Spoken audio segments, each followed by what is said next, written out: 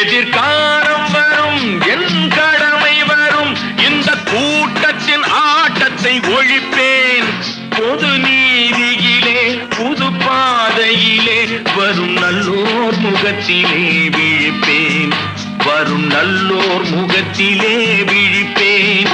நான் ஆணையிட்டால் அது நடந்து விட்டால் இங்கு ஏழைகள் வேதனைப்பட மாட்டார். உயிர் உள்ளவரை ஒரு துன்பமில்லை, அவர் கண்ணீர் கடலிலே விழமாட்டார்.